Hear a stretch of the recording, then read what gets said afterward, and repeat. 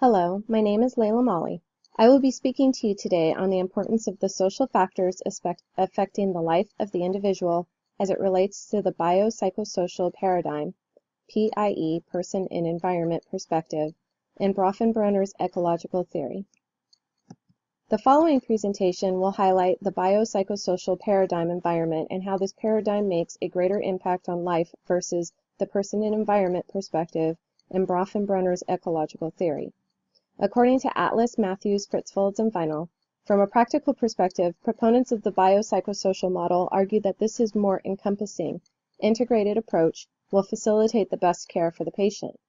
We must study the perspective of the patient in order to understand the integration between the social and psychological factors when it comes to health, illness, and disability. Webster's defines environment as the circumstances, objectives, or conditions by which one is surrounded. There are many environmental circumstances, such as biological, physical, and chemical, that can alter or influence the human being.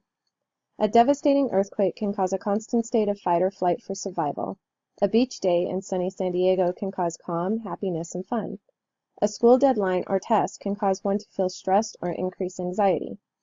The common denominator with these examples is that the environment causes a sociological, biological, and psychological response from a human being.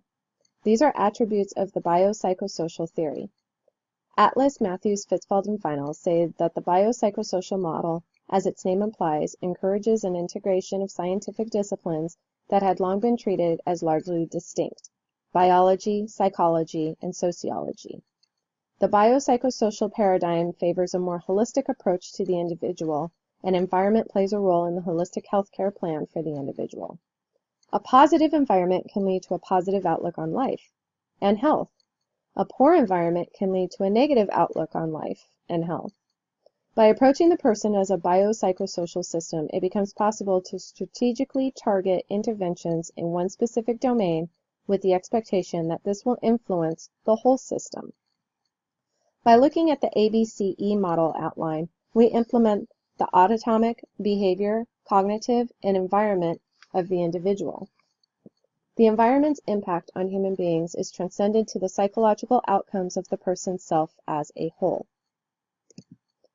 While I am a champion for the biopsychosocial paradigm, I cannot ignore the other two models that are also considered to have an environmental impact on the human self.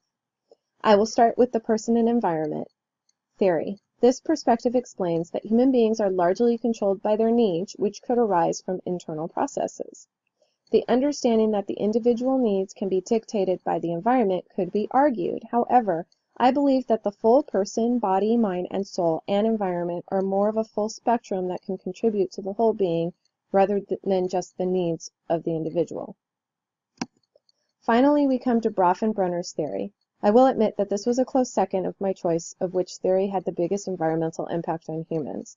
The biopsychosocial model won me over because of its inclusion of a holistic approach and its relationship with the environment and how that affects the full person.